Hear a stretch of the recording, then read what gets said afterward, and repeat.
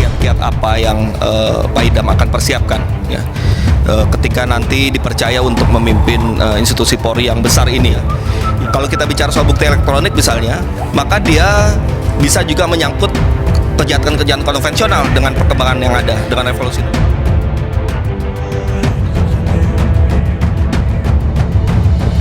Promoter ini kan Polri yang profesional, modern dan terpercaya. Nah, dalam rangka untuk mewujudkan program polisi yang profesional, modern dan terpercaya tentu membutuhkan SDM yang berkualitas ya. Nah, karena itu pertanyaan saya terkait dengan SDM ini, Pak Idam. Ada dua hal yang saya kaitkan dengan SDM. Yang pertama adalah soal pembinaan karir ya. Yang kedua terkait dengan peningkatan kapasitas SDM. Untuk yang pertama terkait dengan pembinaan karir, ya, tentu saya juga ingin mendapatkan gambaran strategi dan kiat-kiat apa yang Pak Idam akan persiapkan. Kita sekarang menghadapi tantangan global ya. Tantangan yang dihadapi Polri ke depan ini sangat kompleks. Tantangan global yang saya maksud adalah berkembangnya semakin pesatnya teknologi digital. Kemudian juga revolusi industri 4.0. Nah, dalam menghadapi tantangan global ini, maka kita juga butuh SDM-SDM yang punya kemampuan untuk menghadapi itu. Kalau kita bicara soal contoh saja, misalnya bukti elektronik. Selama ini banyak orang salah kaprah kalau kita bicara soal bukti elektronik, penguatannya ada di cybercrime, digital forensiknya hanya menempel di cybercrime, padahal bukan tidak melulu demikian ya. Kalau kita bicara soal bukti elektronik misalnya, maka dia bisa juga menyangkut kejahatan-kejahatan konvensional dengan perkembangan yang ada, dengan revolusi industri 4.0.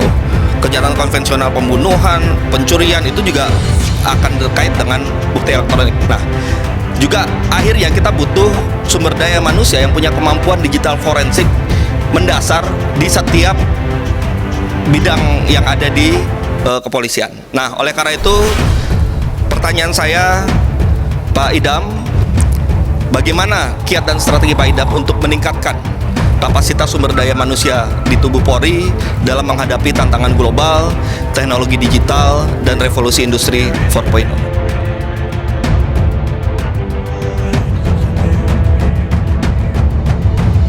Perintah untuk agar jajaran Polri, Kapolsek, Kapolres tidak main-main proyek. Yang kedua terkait dengan telegram dari Propam ya, untuk pola hidup yang sederhana. Ada catatan dari Komnas Perempuan terhadap laporan masalah yang masuk ke Komnas Perempuan, itu ada peningkatan kekerasan terhadap perempuan dan anak ini selalu meningkat tiap tahunnya. Taufik Basari, fraksi Partai Nasdem. Pertama, saya ingin memberikan apresiasi terlebih dahulu terhadap gebrakan yang dilakukan oleh Pak Kapolri dalam 20 hari ini. Ya, ada dua yang saya catat. Yang pertama adalah perintah untuk agar jajaran Polri, Kapolsek, Kapolres tidak main-main proyek. Yang kedua terkait dengan telegram dari Propam ya, untuk pola hidup yang sederhana. Dan menurut saya ini adalah gebrakan yang sangat baik, dan saya juga tunggu gebrakan-gebrakan berikutnya dari Pak Kapolri, karena dengan gebrakan-gebrakan ini kita akan ada quick wins ya, yang bisa meningkatkan kepercayaan publik terhadap kepemimpinan Polri yang baru, termasuk juga dalam hal melakukan reformasi kultur di dalam tubuh Polri, sehingga kita bisa mendapatkan Polri yang humanis, Polri yang menjunjung tinggi hak asasi manusia, Polri yang tidak mengedepankan penggunaan senjata dan kekerasan secara berlebihan, Polri yang tidak arogan, yang ramah ketika melayani masyarakat. Nah, gambaran Polri ke depan yang seperti itulah yang saya tangkap yang publik inginkan. Nah, termasuk juga, ini akan jadi bahan pertanyaan saya, Polri yang peka gender, Polri yang non-patriarkis, Polri yang non-seksis ya. Nah, saya melihat ada catatan dari Komnas Perempuan terhadap laporan masalah yang masuk ke Komnas Perempuan, itu ada peningkatan kekerasan terhadap perempuan dan anak ini selalu meningkat tiap tahunnya. Kalau dari catatan 2017 saja ada 384.000 yang masuk ke Komnas Perempuan, meningkat di 2014 itu 406.000, meningkat 14%. Tidak semuanya masuk ranah pidana. Ini adalah hasil yang dihimpun oleh Komnas Perempuan. Nah, kenapa ini tidak masuk ranah pidana juga karena memang ada kesan di publik ya, ketika ini kasusnya adalah kasus kekerasan terhadap perempuan ataupun juga anak, maka mereka takut untuk melapor karena kasus-kasus ini dianggap sebagai aib, atau nah yang kita harapkan ada perbaikan, atau publik ini merasa tidak nyaman ketika harus melapor dan memproses kasus yang mereka alami ini ke proses pidana.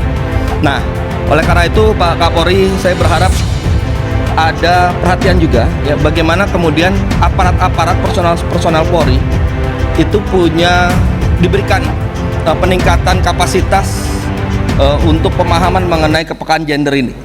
Ketika menghadapi perusahaan kekerasan perempuan, perspektifnya ada perspektif perlindungan korban, perempuan dan sebagainya. Dan tidak hanya, kalau menurut saya tidak hanya fokus pada polwan saja. Polisi laki-laki atau polki ini pun juga harus punya perspektif gender. Nah, jadi mohon ke depan kita bisa punya wajah Polri yang pro terhadap perempuan. Yang kedua, Pak Kapolri, kita memang kalau bicara soal kekerasan perempuan dan anak ini sudah cukup darurat kondisinya, kalau bisa disebut sudah sister in danger. Nah, jadi saya juga usul bagaimana kemudian ada revisi juga terhadap Perkap nomor 10 tahun 2007 tentang unit pelayanan perempuan dan anak untuk lebih dikembangkan lagi, entah itu fasilitasnya, anggarannya, perhatian, kapasitas SDM-nya dan sebagainya.